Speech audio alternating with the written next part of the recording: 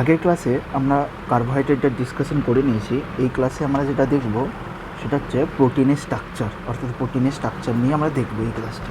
ঠিক আছে, তো চালিয়ে প্রোটিনের স্ট্রাকচারটা দেখো, প্রোটিন নিয়ে দেখব।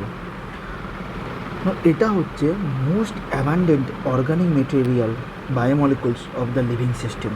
ঠিক আছে, অর্থাৎ লিভিং সিস্টেম জীবের মধ্যে, ঠিক আছে, মোস্ট অ্যাবান্ডেন্ট বায়োমলিকুলস হলো প্রোটিন। কার্বোহাইড্রেট ছিল কিন্তু প্লান্ট কিংডম বা উদ্ভিদের মধ্যে মোস্ট অ্যাবান্ডেন্ট বায়োমলিকুলস, আর প্রোটিনটা হচ্ছে কিন্তু অন্য, এটা হচ্ছে most abundant biomolecules of the living system. সজীব যে জীব রয়েছে বা মানুষদের মধ্যে, আমরা তো সজীব, আমরা তো লিভিং, তো এদের মধ্যে মোস্ট অ্যাবান্ডেন্ট সর্বাধিক প্রাচুর্য বায়োমলিকুলস হলো প্রোটিন, আর কার্বোহাইড্রেট হলো প্লান্ট কিংডমে। ঠিক আছে, আচ্ছা, তারপরে কোশ্চেনের মধ্যে এগুলো লেখা আছে যে তোমরা কোথা থেকে কী সব পেতে পারো, মানে প্রোটিন কোথা থেকে পেতে পারি। তো মিল্ক, চিজ থেকে, পালস, পিনাট, মিট, মাংস এসব দিক থেকে পেতে পারি। এবং প্রোটিন হচ্ছে form the fundamental basis of the structure and the function of the life. ঠিক আছে, নর্মাল জিনিস। ওকে, তো এসব নর্মাল জিনিস রয়েছে। প্রোটিনের কাজ গিয়ে না, প্রোটিনের মেন হচ্ছে they also require for the growth, বৃদ্ধির জন্য লাগে, as well as for the maintenance of the body, অর্থাৎ আমাদের বডিটাকে মেনটেন্স করার জন্য লাগে। বডিটা বৃদ্ধি তো হবেই, গ্রোথে তো হেল্প করবে, সাথ সাথ বডির মেনটেন্স হেল্প করবে। কেমন? আচ্ছা, তারপরে কি দ্য ওয়ার্ড প্রোটিন কোথা থেকে ডিরাইভড হয়েছে, না প্রোটিওজ দিকে ডিরাইভড হয়েছে। তো এগুলো অতটা ইম্পর্ট্যান্ট না, আমি কিছু পড়া দরকার নেই এগুলো। ঠিক আছে, ক্রস করে দাও। ওকে, নাও এবারে চলো অ্যামাইনো অ্যাসিড। তো বায়োলজিতে আমি অ্যামাইনো অ্যাসিড যথেষ্ট ভালো করে বলেছি, তো সেই পয়েন্টগুলোকে যদি আরেকবার আমি এখানে রিভাইজ করাই, তো প্রথম পয়েন্ট হলো অ্যামাইনো অ্যাসিড দিকে দে আর সাবস্টিটিউট মিথেন সাবস্টিটিউট। ওকে, সেকেন্ড পয়েন্ট কী হয় না, কেন মিথেন সাবস্টিটিউট বলে, কারণ প্রত্যেকটা যে হাইড্রোজেন পরমাণু, সেটা একটা হাইড্রোজেন পরমাণু অ্যাজ ইট ইজ রয়ে যায়, অপর একটা হাইড্রোজেন পরমাণুকে আমরা আর দ্বারা রিপ্লেস করি, আরেকটা, ঠিক আছে, আরেকটা হাইড্রোজেন NH2 দ্বারা রিপ্লেস হয়, আর একটা হাইড্রোজেন কার্বক্সিলিক অ্যাসিড দ্বারা রিপ্লেস হয় বা প্রতিস্থাপিত হয় বা সাবস্টিটিউট হয়। ঠিক আছে, আচ্ছা, অপর যে একটা আর গ্রুপ আছে, তো ওই আর গ্রুপের উপর ডিপেন্ড করে অ্যামাইনো অ্যাসিডের নেচারটা। আর গ্রুপ যদি কোনো কার্বক্সিলিক অ্যাসিড চলে আসে এই আর গ্রুপের জায়গায়, তখন সেটা অ্যাসিডিক অ্যামাইনো অ্যাসিড হবে। এই আর গ্রুপের জায়গায় যদি কোনো অ্যামাইনো গ্রুপ চলে আসে NH2 গ্রুপ, তাহলে সেটা বেসিক অ্যামাইনো অ্যাসিড হবে। এই আর গ্রুপের জায়গায় যদি শুধু এইচ থাকে, সেটা গ্লাইসিন অ্যামাইনো অ্যাসিড। আর গ্রুপের জায়গায় যদি মিথাইল চলে আসে CH3, সেটা হবে অ্যালানিন অ্যামাইনো অ্যাসিড। তো আর গ্রুপের উপর ডিপেন্ড করছে একটা অ্যামাইনো অ্যাসিডের ফিজিক্যাল এবং কেমিক্যাল নেচার, সেটা weather that is acidic, basic or neutral amino acid, সেটার উপর ডিপেন্ড করছে। ঠিক আছে, নাও এই ধরনের অ্যামাইনো অ্যাসিডকে আলফা অ্যামাইনো অ্যাসিড বলে। কেন স্যার আলফা কার্বন বলে, আলফা অ্যামাইনো অ্যাসিড বলে? কারণ আলফা অ্যামাইনো অ্যাসিড বলে বা এটাকে আলফা কার্বন বলে, বা অনেক সময় অ্যাকাইরাল কার্বন বলে, কারণ যখন এই কার্বনের সাথে চারটা আলাদা আলাদা যদি গ্রুপ থাকে, তখন সেটাকে অ্যাকাইরাল কার্বন বলে। ঠিক আছে, চালিয়ে, এবং আমরা অ্যামাইনো অ্যাসিডকে নর্মালি আলফা অ্যামাইনো অ্যাসিড দ্বারা ডিনোট করবো। কেন স্যার? কারণ দেখো এনসাইটে লিখে রেখেছে আলফা অ্যামাইনো অ্যাসিড দ্বারা ডিনোট করবো। আর আটটা হলো সাইড চেইন হলো, কারণ একটা কার্বনের সাথে কার্বক্সিলিক অ্যাসিড গ্রুপ থাকবে, একটার সাথে NH2 অ্যামাইনো গ্রুপ থাকবে, আর অন্যটা একটা তোর ওর সাথে হাইড্রোজেন থাকবে, আরেকটা হাইড্রোজেন বা আর গ্রুপ, যেটা ইচ্ছা হতে পারে। ঠিক আছে, তো মেন কথা এটা হলো আলফা অ্যামাইনো অ্যাসিড। ঠিক আছে, আশা করি তোমরা এটা বুঝতে পেরেছো। ঠিক আছে, নাও এবার তোমার নাম অনুসারে তোমাদেরকে দেখতে হবে অ্যামাইনো অ্যাসিডের ভাগগুলো কী কী রয়েছে, ওই আর গ্রুপের ওপর ডিপেন্ড করছে। তো প্রায় 20 একটা প্রোটিন তৈরি করতে গেলে প্রায় 20 ধরনের অ্যামাইনো অ্যাসিড আমাদের বডির মধ্যে রয়েছে। 20টা ধরনের অ্যামাইনো অ্যাসিড আমাদের বডির মধ্যে রয়েছে। কেমন?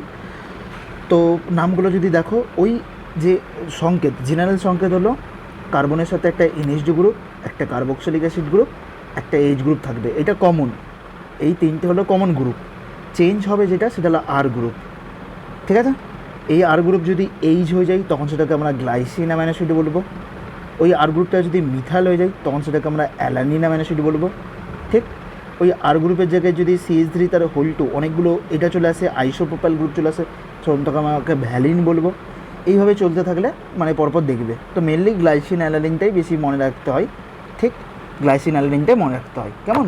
আর মনে রাখার জায়গাগুলো বলে দিচ্ছি, কোন কোন অ্যামাইনো অ্যাসিডের সংকেতটা মনে রাখতে হবে, বা আর গ্রুপের জায়গায় কী হলে কী হবে না, লাইসিনটা মনে রাখতে হবে। লাইসিনে হচ্ছে NH2 গ্রুপ থাকে, NH2 হওয়ার জন্য কী হবে, বেসিক অ্যামাইনো অ্যাসিড হয়ে যাচ্ছে লাইসিনটা, এবং CH2 তার হোল ফোর, এই গ্রুপটা মনে রাখতে হবে। গ্লুটামিক অ্যাসিড হলে কী হবে, আর গ্রুপের জায়গায় একটা কার্বক্সিলিক অ্যাসিড চলে আসবে, তাই তো গ্লুটামিক অ্যাসিড। ঠিক আছে, আচ্ছা। সিস্টিন মিথোনিনের সংকেত মনে রাখতে হবে, কেন স্যার? কারণ ওই আর গ্রুপে একটা সালফাইড গ্রুপ থাকে, ওই জন্য সিস্টিন মিথোনিনকে বলা হয় সালফার কন্টেনিং অ্যামাইনো অ্যাসিড। হলো, আচ্ছা। টাইরোসিনে কী হবে, একটা ফিনাইল রিং চলে আসবে। ঠিক আছে, দেখতে পাচ্ছ ফিনাইল, ওই আর গ্রুপের জায়গায় একটা ফিনাইল রিং C6H4CH2OH ফিনাইল হাইড্রক্সিল্যামিন থাকবে। ওকে, টিপটোফেনে দেখো দুটো বেঞ্জিন রিং চলে আসছে, এই আর কি। ঠিক আছে, চলো। তো এই আর কি, এই স্ট্রাকচারগুলো তোমাদেরকে মনে রাখতে হবে। আর এবারে প্রত্যেকটা স্ট্রাকচার থেকে বলি, মোট 20টা অ্যামাইনো অ্যাসিড আছে, দেখো 20টা অ্যামাইনো অ্যাসিড আছে। এই 20টা অ্যামাইনো অ্যাসিড থেকে আর কী কী কোশ্চেন দিতে পারে এক্সামিনার, ঠিক আছে? অর্থাৎ প্রোটিনের একক কী, অ্যামাইনো অ্যাসিড। তো এই অ্যামাইনো অ্যাসিড থেকে কী কী কোশ্চেন দিতে পারে?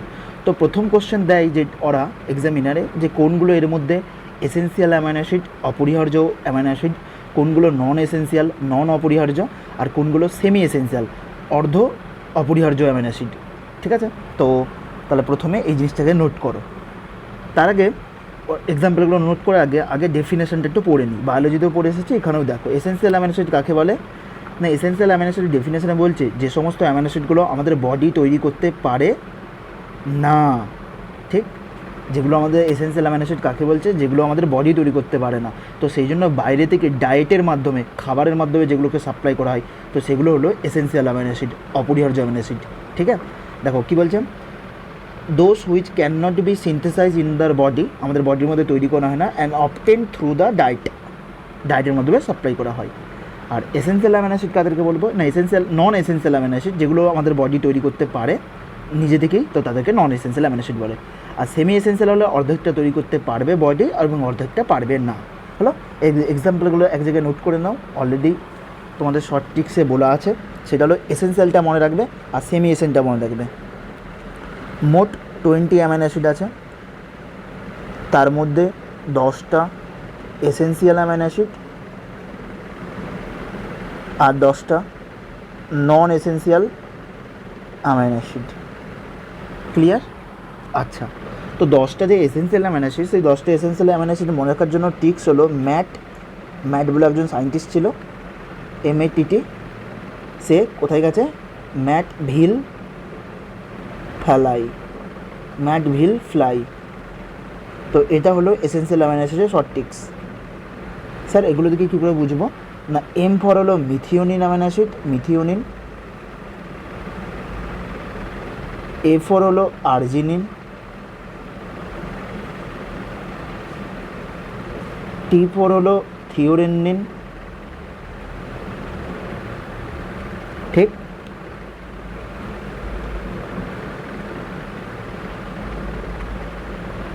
থিওরেনিন। আর T ফর হলো তোমার ট্রিপ্টোফ্যান। ঠিক, V ফর হলো ভ্যালিন, L ফর হলো লিউসিন, I ফর হলো আইসোলিউসিন, আরেকটা L ফর আছে, L ফর লাইসিন। তো লিউসিন, এটা লাইসিন, খেয়াল রাখবে। ওকে, আর P ফর হলো তোমার ফিনাইল অ্যালানিন,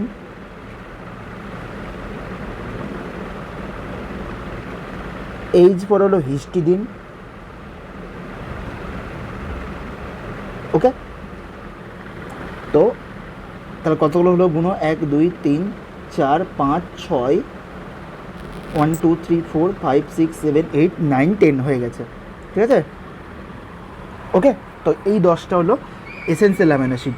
ঠিক আছে, খেয়াল রাখবে যে টি ফর, একটা T ফর থিওরেনিন, একটা T for tryptophan, T for tyrosine তো টাইরোসিন হলো নন এসেন্সিয়াল অ্যামাইনো অ্যাসিড। তো ট্রিপ্টোফ্যান এবং থিওরেনিন, তো অনেক সময় টাইরোসিন, টিটাকে ভেবে নিই টাইরোসিন, ওটা না। তো এটা নোট করে নেবে, বায়োলজিতেও বলেছিলাম যে নোট রাখবে যে টাইরোসিন কিন্তু T for not tyrosine essential. Okay, তো এই 10টা হলো এসেন্সিয়াল অ্যামাইনো অ্যাসিড। ঠিক আছে, আচ্ছা, এর মধ্যে দুটো সেমি এসেন্সিয়াল আছে। সেই দুটো সেমি এসেন্সিয়াল স্যার কী কী? একটা হলো হিস্টিডিন, আর একটা হলো আর্জিনিন। এই দুটো হলো সেমি এসেন্সিয়াল অ্যামাইনো অ্যাসিডের মধ্যে পড়ছে। বাদবাকি 8টা হলো এসেন্সিয়াল, আর বাদবাকি যে 10টা পড়ে রয়েছে সেগুলো নন এসেন্সিয়াল অ্যামাইনো অ্যাসিড। তাহলে যদি কেউ কোশ্চেন পড়ে পরীক্ষায় যে গ্লাইসিন কী হবে, না অ্যান্সার হবে নন এসেন্সিয়াল অ্যামাইনো অ্যাসিড। অ্যালানিন কী হবে, না অ্যালানিন হবে নন এসেন্সিয়াল অ্যামাইনো অ্যাসিড। তোমরা আশা করি বুঝতে পেরেছো। হলো, কেন বলছি, কারণ এই ধরনের কোশ্চেন খুব দেয় এসেন্সিয়াল এবং নন এসেন্সিয়াল অ্যামিনো অ্যাসিডের এক্সাম্পল, অনেকে মনে রাখতে পারে না। আচ্ছা, এনসারটির দিকে যদি মনে রাখো যে যেগুলো এনসারটির পাশে এই যে স্টার দিয়ে আছে, ওই স্টার মানে এগুলো এসেন্সিয়াল। তো তোমরা দেখো হিস্টিডিন, ট্রিপ্টোফ্যান, দেখো টাইরোসিনের পাশে স্টার দেওয়া নেই কেন, কারণ টাইরোসিন নন এসেন্সিয়াল। ফিনাইল অ্যালানিনের পাশে স্টার দিয়ে আছে, মিথিওনিনের পাশে স্টার দিয়ে আছে, ওকে। থিওরেনিনের পাশে স্টার দিয়ে আছে, ওকে। লাইসিনের পাশে দিয়ে আছে, আর্জিনিনের পাশে দিয়ে আছে, আইসোলিউসিনে দিয়ে আছে, লিউসিনে দিয়ে আছে এবং ভ্যালিনে দিয়ে আছে, যেটা আমি শর্ট ট্রিক্সে বলে দিয়েছি। ম্যাট ভিল ফ্লাই বারবার বলতে থাকো, প্রথমের ওয়ার্ডগুলো নিয়ে তোমার 10টা এসেন্সিয়াল অ্যামিনো অ্যাসিড পেয়ে যাবে, তার মধ্যে দুটো ওইটা। আশা করি এটা তোমরা পরিষ্কারভাবে ক্লিয়ার হয়ে গেছে। আচ্ছা, এবারে প্রত্যেকটা অ্যামিনো অ্যাসিড যদি যাও তো এক্সামিনার আর কী কী কোশ্চেন দিতে পারে দেখো। এবার দেখো, এই যে প্রোলিন অ্যামিনো অ্যাসিডটা রয়েছে, ইম্পর্ট্যান্ট পয়েন্ট, একটা অ্যামিনো অ্যাসিডের মধ্যে অ্যামাইনো গ্রুপ হিসাবে NH2 থাকে। এই প্রোলিন হলো এমন একটা অ্যামিনো অ্যাসিড যার মধ্যে অ্যামাইনো গ্রুপ থাকে না, অর্থাৎ NH2 গ্রুপ থাকে না, এখানে ইমিউন গ্রুপ থাকে, NH গ্রুপ থাকে, ঠিক আছে। দেখো এই দেখো পাশে দেখো NH গ্রুপ আছে। তো প্রোলিন হলো immuno acid, not amino acid, this is immuno acid. কেন স্যার? কারণ এর মধ্যে ইমিউন গ্রুপ আছে, ইমিউনো গ্রুপ আছে। কি ইমিউনো গ্রুপ আছে? That is NH group. তো এটা কোশ্চেন আসতে পারে, ফিউচার কোশ্চেন, ওকে। আর কি আসতে পারে না, এখান থেকে যে ক্লাসিফিকেশন অ্যামিনো অ্যাসিড যেটা আমরা বায়োলজিকে পড়েছিলাম, যে কোনগুলো অ্যারোমেটিক, কোনগুলো বেসিক, কোনগুলো অ্যাসিডিক, কোনগুলো নিউট্রাল অ্যামিনো অ্যাসিড, তো সেটা দিতে পারে। নিট 2020 কোশ্চেনে দিয়েছিল বেসিক অ্যামিনো অ্যাসিড, যেটা তোমরা অলরেডি পড়ে এসেছিলে। স্যার লাইসিন হলো বেসিক অ্যামিনো অ্যাসিড, কেন? কারণ তাতে NH2 গ্রুপ আছে। তাহলে এসে দেখো, এবার আমরা ওইগুলোকে সার্চ করবো, ঠিক আছে, ওইগুলোকে নোট করবো এখানেও। তাহলে প্রথম চলো বেসিক অ্যামিনো অ্যাসিড, ওকে। তো বেসিক অ্যামিনো অ্যাসিড কোনগুলো হবে? যার মধ্যে NH2 গ্রুপ থাকবে আর এর জায়গায়। দেখো লাইসিনে দেখো NH2 গ্রুপ আছে, সেই জন্য NH2 মানে কি? Amino group. এর পর মাথায় লোন পেয়ার আছে, এটা বেসিসিটির জন্য রেসপন্সিবল। তো বেসিক অ্যামিনো অ্যাসিড হলো লাইসিন, যেটা নিট 2020 দিয়েছিল এবং যেটা বায়োলজি থেকেই কোয়েশ্চেনটা সলভ হয়ে যেত। আচ্ছা স্যার, অ্যাসিডিক অ্যামিনো অ্যাসিড কোনগুলো হবে? না নামেই বুঝে যাবে কোনগুলো অ্যাসিডিক অ্যামিনো অ্যাসিড হতে চলেছে। না, অ্যাসিডিক অ্যামিনো অ্যাসিড কোনগুলো হতে চলেছে সেটা হলো গ্লুটামিক অ্যাসিড, নামেই বোঝা যাচ্ছে। তাহলে নিশ্চয়ই আর গ্রুপে ওখানে কার্বক্সিলিক অ্যাসিড COOH গ্রুপটা আছে, তো গ্লুটামিক অ্যাসিড হবে, অ্যাসপার্টিক অ্যাসিড হবে, ঠিক ভাই বলো? কেন? কারণ ওখানে আর গ্রুপের পরিবর্তে COOH গ্রুপ আছে, ওকে। তাহলে এই দুটো হলো অ্যাসিডিক অ্যামিনো অ্যাসিড। আচ্ছা চলো এবার অ্যারোমেটিক অ্যামিনো অ্যাসিডের এক্সাম্পল। আমি টেবিল থেকে কী কী কোশ্চেন দিতে পারে এক্সামিনার সেগুলোকে নিট করছি। অ্যারোমেটিক অ্যামিনো অ্যাসিড মানে হলো যখন কোনো অ্যামিনো অ্যাসিডের মধ্যে কোনো বেনজিন রিং থাকবে, ঠিক আছে। তো বেনজিন রিং মানে C6H5 ফিনাইল রিং থাকবে। দেখো ট্রিপ্টোফ্যানে আছে, তোমরা জানো এটা প্রত্যেকেই, ট্রিপ্টোফ্যান, টাইরোসিন আর ফিনাইল অ্যালানিন, নামেই বোঝা যাচ্ছে ফিনাইল গ্রুপ আছে, তাহলে এটা অ্যারোমেটিক হবেই, ফিনাইল অ্যালানিন। তো এই তিনটে হলো কী কী স্যার? না অ্যারোমেটিক অ্যামিনো অ্যাসিড হয়ে গেল। তাহলে অ্যাসিডিক, বেসিক, অ্যারোমেটিক হয়ে গেল। এবার চলো নিউট্রাল অ্যামিনো অ্যাসিড। নিউট্রাল মানে যতগুলো NH গ্রুপ আছে ঠিক ততগুলো COOH গ্রুপ আছে, যার ফলে ওইটা ওভারঅল নিউট্রাল হয়ে গেল। তো সেগুলো কী কী এক্সাম্পল হবে স্যার? একটা বলেছিলাম নিউট্রাল অ্যামিনো অ্যাসিড, সেটা হচ্ছে গ্লাইসিন। কেন স্যার? কারণ গ্লাইসিনে আরের জায়গায় এইচ আছে, আর একটা NH2 একটা COOH, তাহলে ওভারঅল ওটা ব্যালেন্স হয়ে গেল। কেমন? অ্যালানিন, এই দুটো হবে তোমার মেনলি নিউট্রাল অ্যামিনো অ্যাসিড। আর হাইড্রক্সিল অ্যামিনো অ্যাসিড যদি বলি, তো হাইড্রক্সিল অ্যামিনো অ্যাসিডটা কী হবে? হাইড্রক্সিল অ্যামিনো অ্যাসিড এটা অনেকজন হতে পারে, মেনলি তোমার ভ্যালিন হতে পারে। ভ্যালিনও নিউট্রাল অ্যামিনো অ্যাসিডের মধ্যে পড়েছে, ভ্যালিনটাও নোট করে নাও, কারণ যেইটা এনসারটিতে দেওয়া আছে বায়োলজির মধ্যে, গ্লাইসিন, অ্যালানিন, ভ্যালিন, ঠিক আছে। আচ্ছা, যদি কোশ্চেন পড়ে অ্যাসপারজিন, তো এগুলো কিন্তু বেসিক অ্যামিনো অ্যাসিড, আমি লিখছি না, তোমার মনে থাকবে না, কারণ অ্যাসপারজিনের মধ্যে NH2 গ্রুপ আছে, তাহলে এটা বেসিক অ্যামিনো অ্যাসিড হবে। তো সব তো ফর্মুলা তোমরা মনে রাখতে পারবে না, যতটুকু বলছি তাই ততটুকুই মনে রাখো। লাইসিনটা মনে রাখবে, ওগুলোই বেশি ইম্পর্ট্যান্ট, ঠিক আছে। চালিয়ে অ্যাসপারজিন হবে কারণ NH2 গ্রুপ আছে, ওকে। হাইড্রক্সিল অ্যামিনো অ্যাসিড কি না, যেটা ক্লাস 11 বায়োলজিতেও ছিল, সেটা হলো সেরিন। কেন স্যার? কারণ ওখানে যে আর গ্রুপ আছে, ওই আর গ্রুপের জায়গায় কী থাকে? আর গ্রুপের জায়গায় রিকল করো বলো বলো বলো, সেটা হলো CH2OH গ্রুপ থাকে, হাইড্রক্সিল মিথাইল গ্রুপ থাকে। এই OH গ্রুপের জন্য এটাকে হাইড্রক্সিল অ্যামিনো অ্যাসিডও বলা হয়ে থাকে, ঠিক আছে। আর একটা ক্লাসিফিকেশন অ্যামিনো অ্যাসিড হলো সালফার কন্টেনিং অ্যামিনো অ্যাসিড। কোন কোন অ্যামিনো অ্যাসিডের মধ্যে সালফার থাকে? তো তোমরা ডায়াগ্রাম স্ট্রাকচারই দেখো, স্ট্রাকচার দেখলে বুঝতে পারবে। না সেটা হলো সিস্টিন এবং মিথিওনিন, দেখো এইজেস এখানেও এজ আছে, তো অ্যান্সার হবে মিথিওনিন এবং সিস্টিন।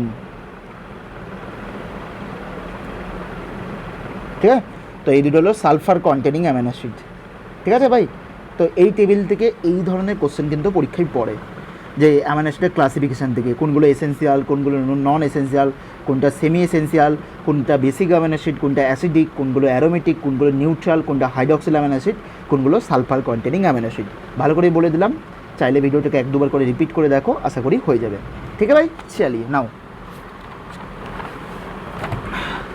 Next topic. চলো, তো অ্যামাইনো অ্যাসিডের প্রপার্টি কী না, অ্যামাইনো অ্যাসিডের প্রপার্টি তো কিছু করার দরকার নেই, এরা কালারলেস হয়, বর্ণহীন থাকে, ক্রিস্টালাইন সলিড হয়। ঠিক আছে, এরা ওয়াটার সলিউবল, হাই মেল্টিং, কিছু না, rather than simple carboxylic acid. বাদ দাও, যেটা মেন ইম্পর্ট্যান্ট পয়েন্ট অ্যামাইনো অ্যাসিডের প্রপার্টি থেকে বায়োলজিতেও বলে এসেছিলাম, সেটা হলো এরা জুইটার আয়ন ফর্মে থাকে। স্যার জুইটার আয়ন ফর্ম মানেটা কি না, জুইটার আয়ন ফর্মে হলো এরা থাকে। তো এসো বলেছিলাম, আরেকবার দেখে নাও। এখানে সাপোজ একটা আমাদের অ্যামাইনো অ্যাসিড আছে, ঠিক, এটা আর, এটা NH2, এটা কার্বক্সিলিক অ্যাসিড গ্রুপ রয়েছে। ওকে, অ্যাসিডিক পিএইচে কী হবে এটা না, অ্যাট অ্যাসিডিক পিএইচ, আম্লিক পিএইচে, অ্যাসিডিক পিএইচ মানে সেখানে H+ থাকবে বেশি বেশি করে। ঠিক, তো অ্যাসিডিক পিএইচে কী হবে না, কার্বক্সিলিক যে অ্যাসিড গ্রুপটা এটা কী করবে, এখান থেকে H+টা ছেড়ে দেবে। ওকে, তাহলে H+টা এখান থেকে ছাড়ো, এই H+টা ছাড়বে অ্যাসিডিক পিএইচে, ছেড়ে এবার কী থাকবে, নাইট্রোজেন মাথায় লোন পেয়ার ওই H+টা নিয়ে নেবে। তো তখন স্ট্রাকচারটা কী হলো না, RCHCOO মাইনাস, নিচে হলো NH3+, সিম্পল বাবা। আচ্ছা, অ্যাট বেসিক পিএইচে কী হবে না, বেসিক পিএইচে যদি বলি তো বেসিক পিএইচে OH মাইনাস থাকবে, তো তখন কার্বক্সিলিক অ্যাসিডটা ওটা নিয়ে নেবে। ঠিক আছে, অ্যামাইনো গ্রুপ থাকবে, তো ওটা NH2 থেকে তখন H+টা যাবে। কেমন? ওকে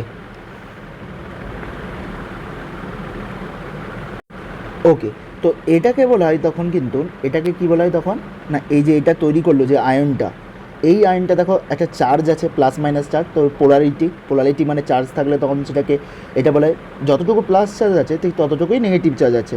তো এটা ডাইপোলার আয়ন তৈরি করলো, কেন সে ডাইপোলার আয়ন, দুটো আয়ন আছে, একটা প্লাস চার্জ, একটা নেগেটিভ চার্জ আছে, তো ডাইপোলার আয়নস তৈরি করলো এটা।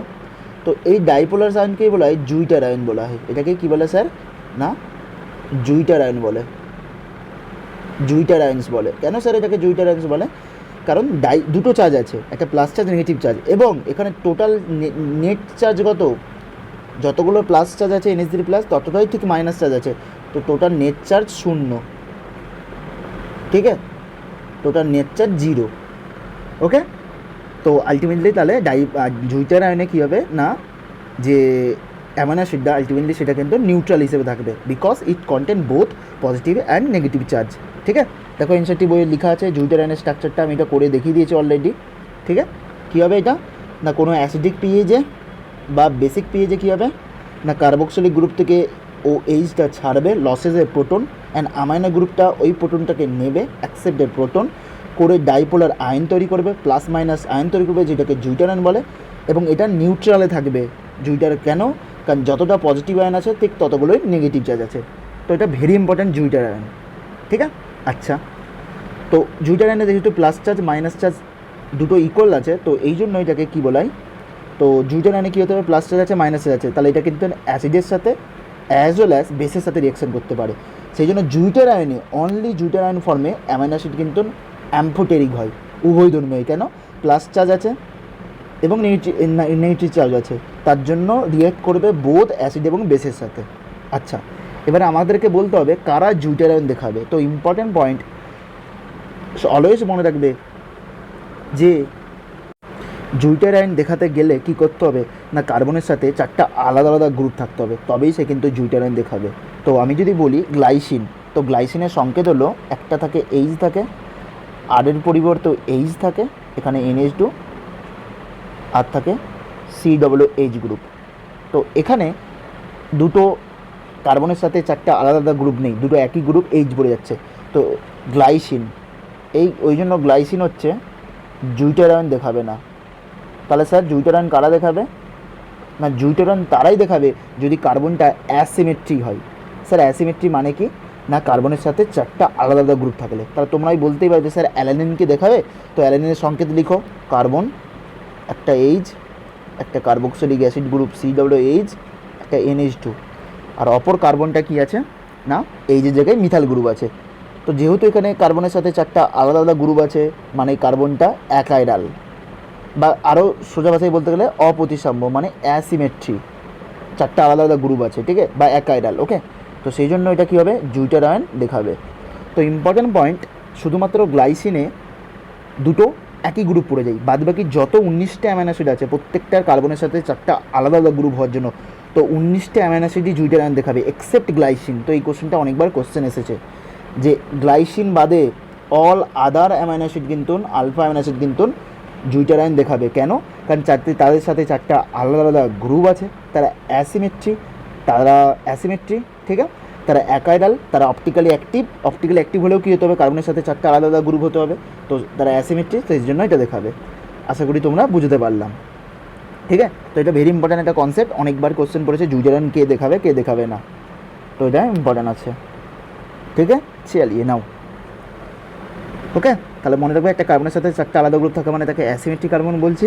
অ্যাসিমেট্রিক কার্বন মানে তোমার হচ্ছে ওটা হবে নর্মালি অ্যাকাইরাল হবে, মানে অপটিক্যালি অ্যাক্টিভ হবে, তো প্রত্যেকেই তারা জুইটারায়ন দেখাবে এক্সেপ্ট গ্লাইসিন, চারটে তাতে দুটো একই গ্রুপ পড়ে যাচ্ছে, তো অ্যাকাইরাল নয় কাইরাল হয়ে গেলো, অ্যাসিমেট্রি নয় সিমেট্রি হয়ে গেল, তো অপটিক্যালি ইনঅ্যাক্টিভ হয়ে গেল, তো এটা হয়ে যাবে। তো গ্লাইসিন অপটিক্যালি ইনঅ্যাক্টিভ, ঠিক আছে। চালিয়ে, আচ্ছা, প্রোটিন তৈরি কী করে হয়? না প্রোটিন তৈরির জন্য মেকানিজম যেটা হয় সেটা যদি তোমাদেরকে বলি সংক্ষেপে, সেটা হলো ধরো অ্যামাইনো অ্যাসিড, ঠিক আছে, এই একটা অ্যামাইনো অ্যাসিড আছে, আমি গ্লাইসিন আর অ্যালানিন দিয়ে দেখাচ্ছি। প্রোটিন কীভাবে তৈরি হয়?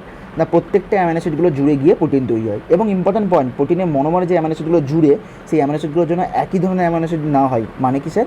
মানে প্রোটিনের মধ্যে যে অ্যামাইনো অ্যাসিডগুলো জুড়ছে, সাপোজ গ্লাইসিন এরকমটা নয়, গ্লাইসিনের সাথে অ্যালানিনের সাথে ভ্যালিন, এইরকম, অর্থাৎ different type of monomer unit amino acid দিয়ে তবেই প্রোটিনটা তৈরি হবে। এমনটা নয় যে প্রোটিনের মধ্যে যে মনোমার অ্যামাইনো অ্যাসিড সেগুলোর জন্য একই ধরনের অ্যামাইনো অ্যাসিড, ওকে। সেই জন্য প্রোটিনকে অলওয়েজ হেটারোপলিমার বলে, এটা বায়োলজি নলেজ দিয়ে বললাম, ঠিক আছে। বায়োলজি নলেজ আছে, এটাই লেখা ছিল যে প্রোটিনের মধ্যে যে মনোমার অ্যামাইনো অ্যাসিড হবে তারা সবগুলো যেন different type of amino acid হয়, তাই তো। চলো তাহলে আমরা দেখা যাক।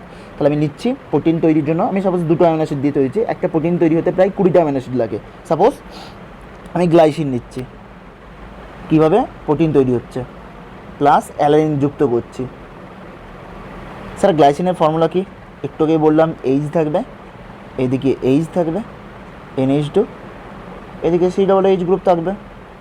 আচ্ছা, অ্যালানিনের ফর্মুলা কী স্যার? না অ্যালানিনের হলো কী থাকবে, এদিকে কার্বন, এদিকে এইচ, একটাকে এইচের বদলে মিথাইল গ্রুপ থাকবে, এইদিকে কার্বক্সিলিক অ্যাসিডটা লিখে দিচ্ছে কেন? কারণ তবেই তো ওইভাবে জলটা বেরাবে, তাই না? না তো জল বেরাতেই পারবে না, NH2, ঠিক। তাহলে এবার কী হবে?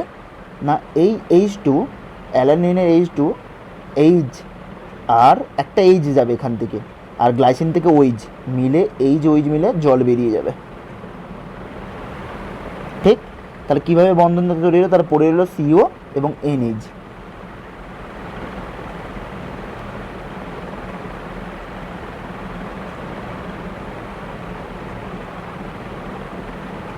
CO আর ওখান থেকে পড়ে রইলো NH, তারপর যেমন আছে তেমনই অ্যালানিন, ঠিক আছে। তো এই সংকেতটা হলো CONH বা CONH দিয়ে লিখতে পারো। তো এটা হলো আমি CONH লিখছি সুবিধার মতো, তোমাদের যেটা এনসিইআরটিতে লেখা আছে, এনসিইআরটি মাথার মধ্যে, তো CONH, ঠিক আছে। তো CONHটাকে বলা হয় পেপটাইড বন্ধন, ঠিক আছে, দিস ইজ পেপটাইড বন্ড, ঠিক আছে। তো এইভাবে একটা অ্যামাইনো অ্যাসিড অপরটা অ্যামাইনো অ্যাসিডের সাথে জুড়ে গিয়ে CONH পেপটাইড বন্ধনের মাধ্যমে জুড়ে গিয়ে একটা প্রোটিন তৈরি করে। আমি দেখিয়ে দিচ্ছি, তাহলে এটাকে কী বলবো? তাহলে এটা গ্লাইসিন এবং অ্যামাইনো অ্যাসিড, দুটো অ্যামাইনো অ্যাসিড জুড়ে গিয়ে তৈরি হয়েছে, তাই এটাকে বলে ডাইপেপটাইড। ডাই মানে কি? না আর পেপটাইড মানে কি? না পেপটাইড বন্ধনটা তৈরি হয়েছে ডাই মানে দুটো অ্যামাইনো অ্যাসিড দিয়ে, তিনটে অ্যামাইনো অ্যাসিড হলে তখন তাকে ট্রাইপেপটাইড বলো। তো চারটে অ্যামাইনো অ্যাসিড হলো টেট্রাপেপটাইড, ঠিক আছে। তো এই হচ্ছে কনসেপ্ট, CONH বন্ধনের মাধ্যমে জুড়ছে, ঠিক আছে। চালিয়ে পেপটাইড বন্ধনের মাধ্যমে একটা অ্যামাইনো অ্যাসিড অপর একটা অ্যামাইনো অ্যাসিডের সাথে জুড়ে জুড়ে জুড়ে জুড়ে গিয়ে প্রোটিন তৈরি করছে। আমি গ্লাইসিন অ্যামাইনো অ্যাসিডটা দেখিয়ে দিলাম যে গ্লাইসিন এখান থেকে জল বেরাবে, CONH বন্ধন তৈরি করবে, পেপটাইড বন্ধনের মাধ্যমে এইভাবে পরপর অ্যামাইনো অ্যাসিডগুলো জুড়ে গিয়ে তোমার হচ্ছে একটা প্রোটিন তৈরি করবে। আশা করি বুঝতে পেরেছি। ইনসেটটি মাথার মধ্যেও দেখো ওইভাবেই লিখেছে, এটা OH, এখান থেকে এইচ জল বেরিয়েছে হয়ে CONH বন্ধন তৈরি করেছে। এটাকে বলা হয় পেপটাইড লিঙ্কেজ। কার না, বাঁ দিকেরটা হচ্ছে গ্লাইসিন, ওকে, ডান দিকেরটা হচ্ছে অ্যালানিন, তাই লেখা আছে গ্লাই অ্যালানিন পেপটাইড, ঠিক আছে। আচ্ছা, তো এইভাবে প্রোটিন তৈরি হয়। তাহলে দেখো লেখা আছে আলফা অ্যামাইনো অ্যাসিড, তারা পরস্পরের সঙ্গে জুড়ে থাকে কার মাধ্যমে, connected to each other by peptide bond or peptide লিঙ্কেজের মাধ্যমে জুড়ে, ঠিক। তার মাধ্যমে না একটা যে অ্যামাইনো অ্যাসিড আছে তার কার্বক্সিলিক অ্যাসিড গ্রুপ নেব, আর অপর যে অ্যামাইনো অ্যাসিড আছে তার NH2 গ্রুপ নেব, দুজনের মধ্যে দিয়ে বিক্রিয়া করিয়ে জল বেরিয়ে করিয়ে পেপটাইড বন্ধন CONH এর মাধ্যমে আমরা হচ্ছে পেপটাইডটা তৈরি করব। যদি দুটো অ্যামাইনো অ্যাসিড নিই তাহলে ডাইপেপটাইড, তিনটা নিলে ট্রাইপেপটাইড, চারটা নিলে টেট্টা, এইভাবে চলতে থাকছে, ট্রাই, টেট্টা, পেন্টা, হেক্সা, এবং এইভাবে চলতে চলতে পলিপেপটাইড তৈরি হবে। যখন 20খানা অ্যামাইনো অ্যাসিড নিয়ে নেবো তখন সেটা পলিপেপটাইড হলো, মানে আলটিমেটলি প্রোটিন তৈরি হয়ে গেল। আশা করি তোমরা বুঝতে পেরেছি, ওকে। নাও ইনসুলিন, তো ইনসুলিনের মধ্যে কতগুলো অ্যামাইনো অ্যাসিড থাকে, প্রায়। ইনসুলিন তো একটা প্রোটিনিয়া হরমোন, তাহলে ওখানেও যেহেতু এটা প্রোটিন, তাহলে নিশ্চয়ই তার মনোমার অ্যামাইনো অ্যাসিড, ওকে, নিশ্চয়ই তার মনোমার অ্যামাইনো অ্যাসিড প্রায় 51টা অ্যামাইনো অ্যাসিড এইভাবে পরপর জুড়ে জুড়ে জুড়ে জুড়ে গিয়ে ইনসুলিনটা তৈরি করে। এটা ইম্পর্টেন্ট MCQ, ঠিক আছে, 51টা অ্যামাইনো অ্যাসিডটা, ঠিক আছে। আশা করি বুঝতে পেরেছো। হলো, সাপোজ একটা প্রোটিন তৈরি হতে হলে কী হবে, একটা অ্যামাইনো অ্যাসিড জুড়লো, অন্য একটা অ্যামাইনো অ্যাসিড, আবার একটা অ্যামাইনো অ্যাসিড জুড়লো, আবার একটা অ্যামাইনো অ্যাসিড জুড়লো। তো এইভাবে অ্যামাইনো অ্যাসিডগুলো জুড়ে জুড়ে জুড়ে গিয়ে পলিপেপটাইড তৈরি করবে, মানে প্রোটিন তৈরি হয়ে গেল, ঠিক আছে ভাই। কীভাবে জুড়ে না, CONH বন্ধনের মাধ্যমে, পেপটাইড লিঙ্কেজের মাধ্যমে, ঠিক আছে। আচ্ছা, আর মনে রাখার পয়েন্ট কি, এই যে অ্যামাইনো অ্যাসিডগুলো জুড়ছে এগুলো যেন একই না হয়, এরা যেন হেটারো অ্যামাইনো অ্যাসিড হয়, আলাদা আলাদা অ্যামাইনো অ্যাসিড হয়। তো সেই জন্য প্রোটিনকে কী বলা হয়, hetero polymer, not the Homo polymer, ঠিক আছে, নট দ্য হোমো পলিমার, ঠিক আছে। চালিয়ে আচ্ছা, প্রোটিনের মধ্যে কী লিঙ্কেজ দেখতে পাওয়া যায়, পেপটাইড লিঙ্কেজ। নিট 2016 দিয়েছিল, একদম বাজে কোশ্চেন, বহুত ইজি কোশ্চেন।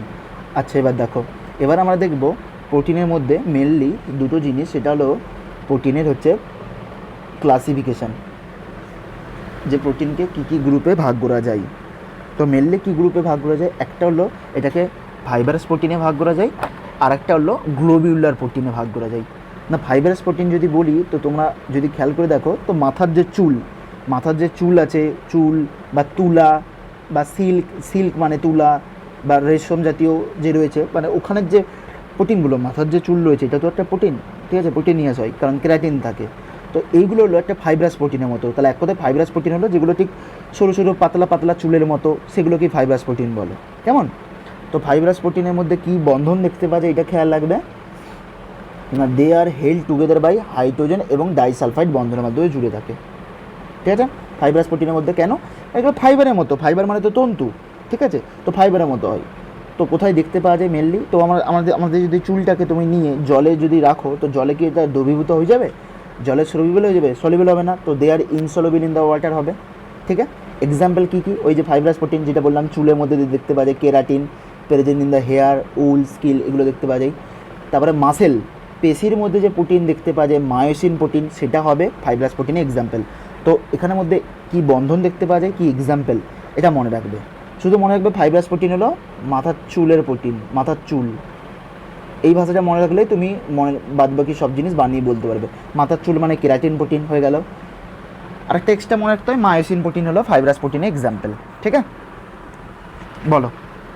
আর এখানে বিভিন্ন প্রকার হাইড্রোজেন এবং ডাইসালফাইড যে বন্ড রয়েছে এটা দেখতে পাওয়া যায়, ঠিক আছে ভাই, বুঝতে পেরেছো, আশা করি বুঝতে পেরেছো, ঠিক আছে। চালিয়ে নাও, গ্লোবিউলার প্রোটিনের ক্ষেত্রে কী হবে না, এক্ষেত্রে প্রোটিনের ক্ষেত্রে যে পলিপেপটাইড চেনগুলো দিয়ে তৈরি হলো, অর্থাৎ অ্যামাইনো অ্যাসিডগুলো জুড়ে যে পলিপেপটাইড চেনটা তৈরি হচ্ছে, সেগুলো নিজেদের মধ্যে কয়েল করে গিয়ে একটা স্ফেরিক্যাল শেপ তৈরি করে। স্যার ব্যাপারটা বুঝতে পারলাম না। তো গ্লোবিউলার প্রোটিন সাপোজ অনেকগুলো অ্যামাইনো অ্যাসিড জুড়ে এইভাবে অ্যামাইনো অ্যাসিডগুলো জুড়ে তোমার একটা পলিপেপটাইড চেন তৈরি করলো, ঠিক? এই পলিপেপটাইড চেনটা নিজেদের মধ্যে পাক্ষে গিয়ে এইভাবে কয়েলের মতো হয়ে যে প্রোটিন স্ট্রাকচার তৈরি করছে তাকে গ্লোবিউলার বলে। গ্লোবিউলার মানে কি? পৃথিবী কি গ্লোবাল, তো পৃথিবীর শেপ কি গোল, গোলাকার, যদি বলি স্পেরিক্যাল, গোলাকার। তো গ্লোবিউলার প্রোটিন মানে এটাই, যখন প্রোটিনটা স্পেরিক্যাল শেপে থাকবে, গোলের আকারে থাকবে, সেটাকে এটা বলা হয়। তাহলে ফাইব্রাস প্রোটিন যদি জলে ইনসলুবেল হয় তাহলে এটা ওয়াটারে সলিউবেল হবে, জলে দ্রবীভূত হতে পারে। এক্সাম্পল ভেরি ইম্পর্ট্যান্ট, না সেটা হলো ইনসুলিন এবং অ্যালবুমিন, এগুলো হলো গ্লোবিউলার প্রোটিনের এক্সাম্পল। মানে ইনসুলিন প্রোটিন এবং অ্যালবুমিন প্রোটিনটা এভাবে গোল ফর্মে থাকে, এটা বলের মতো স্পেরিক্যাল ফর্মে থাকে, ঠিক আছে? বলের মতো স্পেরিক্যাল ফর্মে থাকে, সেটা হচ্ছে ইনসুলিন এবং অ্যালবুমিনটা, ঠিক আছে? বলো তো, দুটো এক্সাম্পল দেখবে, কিছুই না, একদম বাচ্চাদের জিনিস, ঠিক আছে? চলো, প্রোটিনের স্ট্রাকচার তো তোমরা যদি এখানে পড়ো তো পড়বে, নয়তো আমি যেটা করেছিলাম প্রোটিনের স্ট্রাকচারটা আমি নোট বলে পাশে লিখে দিয়েছিলাম বায়োলজি দেখো। তো তোমরা বায়োলজিতে প্রোটিনের যে 4টে স্ট্রাকচার পড়িয়েছি তো সেখান থেকেই দেখে নিতে পারো, ঠিক আছে? তো সেই নোটসটাই সাফিসিয়েন্ট। যদি বলো না স্যার এখান থেকে যদি কোনো কোশ্চেন দিয়ে দেয় তাহলে সেটা দেখো কী কোশ্চেন দিতে পারে। কিছুই না, এক্সট্রা জিনিস। প্রাইমারি স্ট্রাকচার প্রোটিনে আমি কী বলেছিলাম সেখানে, যে প্রাইমারি স্ট্রাকচারে কী হবে না, প্রোটিনে যে নর্মাল যে অ্যামাইনো অ্যাসিডগুলো, সেই অ্যামাইনো অ্যাসিডগুলো লিনিয়ার চেনে, লম্বা লম্বা চেনে সজ্জিত হবে এইভাবে পরপর করে। প্রাইমারি স্ট্রাকচারে amino acid 1, amino acid 2, amino acid 3 পরপর করে এইভাবে জুড়ে গিয়ে, অর্থাৎ অ্যামাইনো অ্যাসিড এখানে লিনিয়ার চেনে জুড়ে গিয়ে প্রোটিনের প্রাইমারি স্ট্রাকচার তৈরি করবে। তাহলে আলটিমেটলি প্রোটিনের প্রাইমারি স্ট্রাকচার কি না, it is the sequence of the amino acid, ঠিক আছে? প্রোটিনের প্রাইমারি স্ট্রাকচার হলো এখানে শুধু অ্যামাইনো অ্যাসিডের সিকোয়েন্সটা থাকবে, ঠিক আছে? পুরো পরপর লিনিয়ার চেনে থাকবে। তো এটাও বলেছিলাম বাঁ দিকের যে অ্যামাইনো অ্যাসিড সেটা এন টার্মিনাল অ্যামাইনো অ্যাসিড, ডান দিকের যে অ্যামাইনো অ্যাসিড রাইট সাইডের যে অ্যামাইনো অ্যাসিড সেটাকে সি টার্মিনাল অ্যামাইনো অ্যাসিড বলে। আর প্রোটিনের প্রাইমারি স্ট্রাকচারে কী বন্ধন দেখতে পাওয়া যায়, তো তোমরা যারা কমপ্লিট ভিডিও দেখছো, আমি তো বুঝতে পারবো না কারা দেখছো, তো তারা ইউটিউবের নিচে কমেন্ট করো প্রোটিনের প্রাইমারি স্ট্রাকচারে কী বন্ধন দেখতে পাওয়া যায়। বায়োলজিটা হেন্স দিয়ে দেখে বলো, কিন্তু বলো, ঠিক আছে? তো এখানে এক্সট্রা জিনিস কিছুই নেই, তো তোমরা চাইলে পড়ো, নয়তো না বায়োলজিটা রিভিজ দাও, ঠিক আছে? চালিয়ে ওকে, আমি বন্ধনগুলো হোমওয়ার্ক দিচ্ছি তোমাদের ইউটিউবের নিচে, প্রত্যেকেই যারা দেখছো তারা যেন বুঝতে পারবো যে তোমরা কমপ্লিট ভিডিও দেখছো, তো তার নিচে কমেন্ট করো, ঠিক আছে? চালিয়ে সেকেন্ডারি স্ট্রাকচার, প্রোটিনের সেকেন্ডারি স্ট্রাকচার কী ছিল বলো? একটা ছিল আলফা হেলিক্স আর একটা বিটা প্লেটেড সিট ছিল। কী ছিল? নর্মাল যে প্রাইমারি স্ট্রাকচারটা ভাঁজ হয়ে গিয়ে যখন হেলিকেলের ফর্মে থাকে, ডিএনএর মতো ফর্মে থাকে, যে দেখো ডায়াগ্রামে দিয়ে আছে, তখন সেটা আলফা হেলিক্স। আরেকবার যখন ওটা ভাঁজ হয়ে গিয়ে প্লেটের মতো ফর্মে থাকবে, মানে স্যার কীরকম প্লেটের মতো, এইভাবে একটা প্লেট, এইভাবে প্লেটের মতো ফর্মে থাকবে, তখন সেটা সেকেন্ডারি তোমার হচ্ছে বিটা প্লেটেড সিড হয়ে যাবে। আর কিছুই না এখান থেকে এক্সট্রা পয়েন্ট, ঠিক আছে? তো মেনলি পলিপেপটাইড চেন যে রয়েছে সিঙ্গেল বা প্রাইমারি স্ট্রাকচার, ওটাই যখন ভাঁজ হয়ে গিয়ে ফোল্ড হয়ে গিয়ে হেলিক্যাল ফর্মে থাকবে তখন সেটাকে প্রাইমারি স্ট্রাকচার, আর প্লেটের ফর্মে থাকলে তখন সেটাকে বিটা স্ট্রাকচার বলে। নাও এবার তোমরা ওই কোশ্চেন অ্যান্সার দিবে আলফা হেলিক্সের মধ্যে কোন বন্ধন দেখতে পাওয়া যায় এবং বিটা প্লেটেড সিটের মধ্যে কোন বন্ধন দেখতে পাওয়া যায়, ঠিক আছে? ওটাও ইউটিউবের নিচে কমেন্ট করবে, আমি তাও বলে দিচ্ছি, ঠিক আছে? আচ্ছা, ওখানে দেবে, তোমরা বলেছিলাম ওখানে শুধুমাত্র রাইট হ্যান্ডেড হেলিক্যাল সি দেখতে পাওয়া যায়। তো ইম্পর্ট্যান্ট পয়েন্ট, আলফা হেলিক্সের মধ্যে হাইড্রোজেন বন্ডিং দেখতে পাওয়া যায়, আর বিটা প্লেটেড সিটের মধ্যে, ঠিক আছে, বিটা প্লেটেড সিটের মধ্যেও হাইড্রোজেন বন্ডিং দেখতে পাওয়া যায়। আমি তাও বলে দিলাম, এখানে বাদ দাও, বিটা প্লেটেড সিটের মধ্যেও হাইড্রোজেন বন্ডিং দেখতে পাওয়া যায়। তাহলে প্রাইমারি স্ট্রাকচারে কী বন্ধন দেখতে পাওয়া যায় তোমরা ওইটা আমাকে জানাবে, ওকে? আচ্ছা, টার্সারি স্ট্রাকচার প্রোটিন কী ছিল না, tertiary structure of the protein ছিল কি না, ওই যে পলিপেপটাইড চেন, প্রাইমারি পলিপেপটাইড চেনটা ভাঁজ হয়ে গিয়ে, এই দেখো না বাবা, যাদের অসুবিধা হচ্ছে দেখো, এইটা ধরো প্রাইমারি প্রোটিনের প্রাইমারি স্ট্রাকচার, একটা অ্যামাইনো অ্যাসিড 1, 2, 3, 4, 5 এইভাবে অ্যামাইনো অ্যাসিডগুলো জুড়ে গিয়ে লিনিয়ার চেন তৈরি করছে। তো এটাই যখন ফোল্ড হয়ে গিয়ে হেলিক্যালের ফর্মে তৈরি করছে তখন সেটাকে আলফা হেলিক্স বলছি, ঠিক আছে? যখনই এটা প্লেটের ফর্মে থাকছে, এইভাবে প্লেটের মতো হয়ে যাচ্ছে, এভাবে জুড়ছে, তখন সেটা বিটা প্লেটেড সিড হয়ে যাচ্ছে, নর্মাল। আবার এই প্রাইমারি স্ট্রাকচারটাই যখন আরও ফোল্ডিং হয়ে গিয়ে এনসেক্টির ভাষায়, বায়োলজির ভাষায় বলছি, হলো এইভাবে উলেন বলের মতো স্ট্রাকচার তৈরি করছে, এইভাবে তুলোর বল দেখেছো, কেউ বাচ্চাবেলায় তুলোর এরকম বল তৈরি করতে, এইভাবে হলো উলেন বলের স্ট্রাকচার তৈরি করে, সেটাকে তখন প্রোটিনের টার্সারি স্ট্রাকচার বলে। তো এই জন্য এটাকে প্রোটিনের ওভারঅল ফোল্ডিং বলে, ভাঁজ হয়ে গিয়ে তৈরি করছে, ঠিক আছে? মানে প্রাইমারি স্ট্রাকচারটা ভাঁজ হয়ে গিয়ে সেকেন্ডারি স্ট্রাকচার, এই সেকেন্ডারি স্ট্রাকচার আলফা হেলিক্স এবং বিটা প্লেটেড সিট যে রয়েছে এরা নিজেদের মধ্যে আবার ফোল্ড হয়ে গিয়ে যখন, বা প্রাইমারি স্ট্রাকচার এই দুটো মিলে গিয়েই যখন ফোল্ড হয়ে গিয়ে হলো উলেন বলের স্ট্রাকচার তৈরি করে, তাকে টার্সারি স্ট্রাকচার বলে, ঠিক আছে? নাও একটা প্রশ্নের অ্যান্সার দিবে, ইউটিউবের নিচে কমেন্ট করবে যে প্রোটিনের টারশারি স্ট্রাকচার কোথায় ইম্পর্টেন্স এটা বলবে, এটা বায়োলজি দেখে অ্যান্সারটা করবে। ঠিক আছে, আমি কতবার বলেছি যে বায়োমলিকুলস যখন তোমরা এটা পড়ছো ইট মিনস তোমরা সাথ ক্লাস 11 বায়োলজিটা রিভাইজ করো বায়োমলিকুলস, তাহলে এক ঢেলে দুই কাজ হয়ে যাবে এবং কম্বাইন একটা নোট বানিয়ে নাও। তো অ্যান্সার দেবে প্রোটিনের টারশারি স্ট্রাকচারটা কোথায় ইম্পর্টেন্স রয়েছে। ওকে, আচ্ছা চলো, আর কী কী ফোর্স আছে প্রোটিনের টারশারি স্ট্রাকচারের জন্য বলে দিই। সেখানেও বলা হয়েছিল মেনলি এখানে ডাইসালফাইড লিঙ্কেজ দেখতে পাওয়া যায়। তাছাড়াও আর কী কী বন্ধন দেখতে পাওয়া যায়, হাইড্রোজেন বন্ধন, disulphide linkage, van der Waals force এবং ইলেকট্রোস্ট্যাটিক ফোর্স অফ অ্যাট্রাকশন। তাহলে টারশারি স্ট্রাকচারে আমি যে বায়োলজি নোটসে লিখিয়েছিলাম ডাইসালফাইড লিঙ্কেজ, তার সাথে সাথে এই জিনিসগুলোকে নোট করে নাও। তাতে আর দেখতে পাওয়া যায় van der Waals force, electrostatic force এবং হাইড্রোজেন বন্ধনও দেখতে পাওয়া যায়। আচ্ছা, কোয়াটার্নারি স্ট্রাকচার এটা বলেছিলাম প্রাইমারি স্ট্রাকচার ফোল্ড হয়ে গিয়ে যখন মোর দ্যান দুটো বা তারও বেশি পলিপেপটাইড চেঞ্জ করবে। মেনলি কটা পলিপেপটাইড চেঞ্জ করে কোয়াটার্নারি স্ট্রাকচারে? 4টে, দুটো আলফা, দুটো পলিপেপটাইড চেঞ্জ। বেস্ট এক্সাম্পল কি? হিমোগ্লোবিন, যেটা তোমরা এনসিইআরটি থেকে ক্লিয়ার করতে পারো, এনসিইআরটি বায়োলজি বই থেকে। আশা করি বুঝাতে পারলাম। ঠিক আছে, চালিয়ে। আচ্ছা, এখানে যেটা বায়োলজিতে নেই সেটা হচ্ছে ডিন্যাচুরেশন অফ প্রোটিনটা এখানে খেয়াল রাখতে হবে।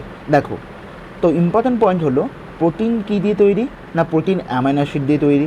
আচ্ছা স্যার, কি আমরা যদি বাইরে পিএইচ, টেম্পারেচার, ঠিক আছে, পিএইচ, টেম্পারেচার এইসব জিনিস যদি আমরা চেঞ্জ করতে থাকি, বাইরের ফিজিক্যাল যে চেঞ্জ করতে থাকি, তাহলে কী হবে না, প্রোটিনের মধ্যে যে অ্যামাইনো অ্যাসিডগুলো যে বন্ধনের মাধ্যমে জুড়ে রয়েছে, সেই অ্যামাইনো অ্যাসিড বন্ধনগুলো, সেটা হতে পারে হাইড্রোজেন বন্ধন বা পেপটাইড বন্ধন বা ডাইসালফাইড, সেগুলো নিজেদের মধ্যে ভেঙে যায়। তো সেটাকে অ্যাকচুয়ালি তাহলে ভেঙে গেলে কী হবে, অ্যামাইনো অ্যাসিড ভেঙে গেল, প্রোটিন তৈরি হলো না, তাহলে প্রোটিন লস হয়ে গেল। প্রোটিনের বায়োলজিক্যাল অ্যাক্টিভিটি, যে জৈবিক ক্রিয়াকলাপ প্রোটিনের, সেইটা নষ্ট হয়ে গেল। এই ঘটনাটাকে বলা হয় ডিন্যাচুরেশন অফ প্রোটিন। তো যারা এইচএস দিচ্ছ তাদের জন্য ভেরি ইম্পর্টেন্ট কোশ্চেন। তো মেন পয়েন্ট কি না, এটাই বলতে হবে বাইরে থেকে যখন আমরা টেম্পারেচার, উষ্ণতা বা কোনো কেমিক্যাল চেঞ্জ, কোনো অ্যাসিড বা অ্যালকালি, কোনো পিএইচ চেঞ্জ করলাম, তখন প্রোটিনের মধ্যে যে হাইড্রোজেন বন্ধন আছে, শুধু হাইড্রোজেন বন্ডিং না, আরও অন্যান্য যে বন্ধনগুলো আছে সেগুলো ডিস্টার্ব হয়ে যাবে। তাহলে অ্যামিনো অ্যাসিড ভেঙে গেল, প্রোটিনও ভেঙে গেল, তাহলে প্রোটিনের বায়োলজিক্যাল অ্যাক্টিভিটি লস হয়ে গেল, তাকে ডিন্যাচুরেশন অফ দ্য প্রোটিন বলে। তো এখান থেকে একটা মোস্ট ইম্পর্ট্যান্ট পয়েন্ট বলে যে ডিন্যাচুরেশন অফ প্রোটিনে কী হয় না, ডিন্যাচুরেশন অফ প্রোটিনে ভেরি ইম্পর্ট্যান্ট পয়েন্ট। হ্যাঁ, তো ডিন্যাচুরেশন অফ প্রোটিনে তোমার প্রোটিনের যে 4টে স্ট্রাকচার আছে, কী কী স্যার?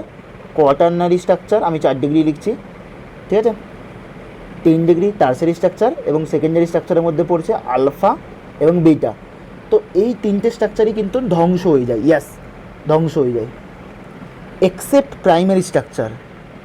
প্রাইমারি স্ট্রাকচারটা কিন্তু রয়ে যায়। কেন স্যার? প্রাইমারি স্ট্রাকচারটা কিন্তু রিটেন হয়ে যায়, রয়ে যায়। কেন স্যার? কারণ প্রাইমারি স্ট্রাকচারে কী বন্ধন থাকে তোমরা অ্যান্সার দিলেই জানতে পারবে। তো সেই বন্ধনে হিটিং করলে বা টেম্পারেচার চেঞ্জ করলে, ঠিক আছে, বা পিএইচে চেঞ্জ করলে কোনো চেঞ্জ হয় না সেই বন্ধনে, সেই জন্য প্রাইমারি স্ট্রাকচারটা মেনটেন থাকে। ওকে, তাহলে প্রাইমারি স্ট্রাকচার কী বন্ধন থাকে এটা তোমরা অ্যান্সারে করবে। ওকে, ঠিক আছে ভাই, তাহলে ইম্পর্ট্যান্ট পয়েন্ট দেখো, during denaturation all structure secondary, tertiary, quaternary structure destroy but primary structure remain intact. এটা বহুত ज़्यादा ইম্পর্টেন্ট পয়েন্ট, এটা অনেকেই মিস্টেক করে, এটা ওই জন্য বহুত ज़्यादा ইম্পর্টেন্ট। ঠিক আছে ভাই, চলিয়ে এক্সাম্পল কি, প্রোটিনের কোঅগুলেশন তোমরা জানো, হিট করলে কী হয়, প্রোটিনের কোঅগুলেশন হয়ে যায়, তাই তো? হিট করলে কী হয়, ডিম যে রয়েছে তঞ্চন হয়ে যায়। On boiling is a common example of the ডিন্যাচুরেশনের মধ্যে পড়ছে।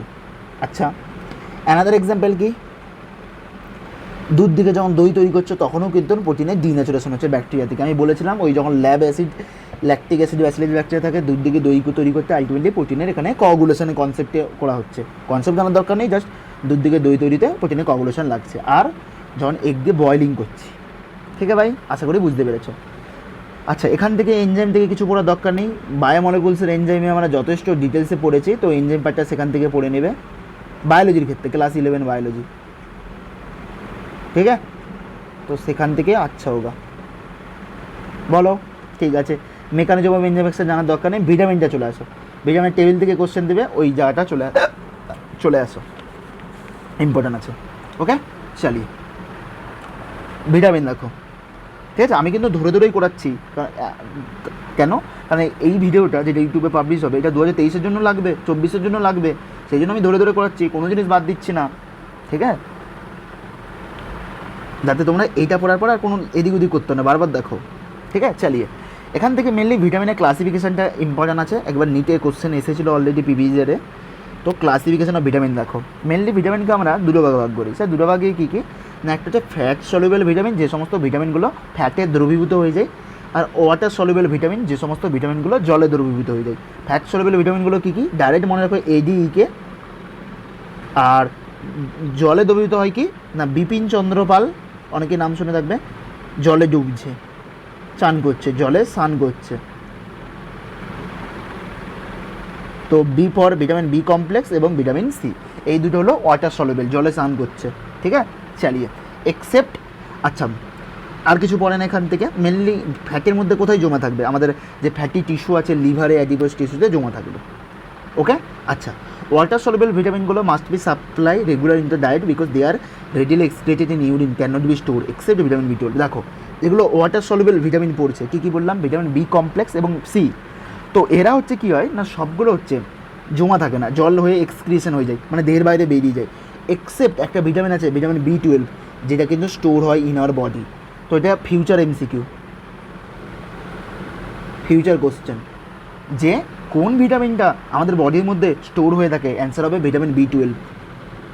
বাদ বাকি অল, কারণ ওয়াটার সলিউবল তো জলে দ্রবীভূত হয়ে ওরা তো এক্সক্রিটেড হয়ে যাবে, হ্যাঁ কি না ভাই।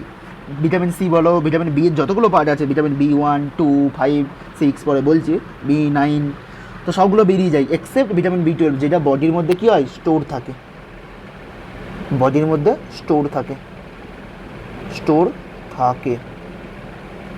ঠিক আছে ভাই, চালিয়ে নাও। এবার দেখো কী কী আছে ভিটামিনগুলো, এই টেবিলটা ইম্পর্টেন্ট, কারণ এবছরই কোশ্চেন দিয়েছে, নিট 2021 টেবিল থেকে দিয়েছে, হয়তো 2022 থাকবে না, কিন্তু ইম্পর্টেন্ট আছে। ঠিক আছে, চালিয়ে কী পড়বো আমরা, প্রত্যেকটা রোগগুলো পড়বো, রোগ দিয়েই কোশ্চেন দেয়, ম্যাচ দ্য কালামে দিতে পারে এবছর হয়তো। দেখো কোথায় কী পাওয়া যায় বানিয়ে বল দিতে পারবে। তো মেনলি দেখো ভিটামিন এর যদি আমরা সোর্স বলি তো এটা গাজরে পাওয়া যায়, তারপর আর বিভিন্ন প্রকার যে লিভার অয়েল থেকে, যকৃৎ নিঃসৃত তেল থেকে পেতে পারি, মিল্ক বাটার এসব থাকবে, এই চিকেন টিকেন মিট তো থাকবেই। মেনলি ক্যারোট আমরা কোন সবজি থেকে পেতে পারি, ক্যারোট। আচ্ছা, ভিটামিন এ এর অভাবে কী হয় রোগজনিত, বাচ্চাবেলা থেকে পড়ে আসছো স্যার, রাতকানা রোগ হয়, সেটাকে কী বলে, ওটা তো ওইভাবে বললে হবে না, না জেরোপথ্যালমিয়া বলে, জেরোপথ্যালমিয়া বলে, যেটা হচ্ছে নাইট ব্লাইন্ডনেস। ঠিক আছে, নাইট ব্লাইন্ডনেস, কর্নিয়া রোগ, নাইট ব্লাইন্ডনেস হয়। ওকে, তারপর চলো ভিটামিন B1, ভিটামিন B1-এর রাসায়নিক নাম কি, থায়ামিন। তো B1-এ দেখো 1 আছে, তো এখানে বেরি হবে, বেরি হবে। ঠিক আছে, loss of appetite, retard growth হবে, বাদ দাও, মেনলি বেরি হবে, এটাই মনে রাখো। এখানে নাইট ব্লাইন্ডনেস, জেরোপথ্যালমিয়া হবে, এটা বেরি হবে, ভিটামিন B1-এরও হবে। ঠিক আছে, কোথা থেকে আমরা ভিটামিন B1 পেতে পারি, মেন যে সোর্স কি, ছত্রাক থেকে পেতে পারি, মিল্ক, গ্রিন ভেজিটেবল, শাকসবজি থেকে, মিল্ক থেকে, দুধ থেকে, ডিম থেকে। ঠিক আছে, নর্মাল জিনিস।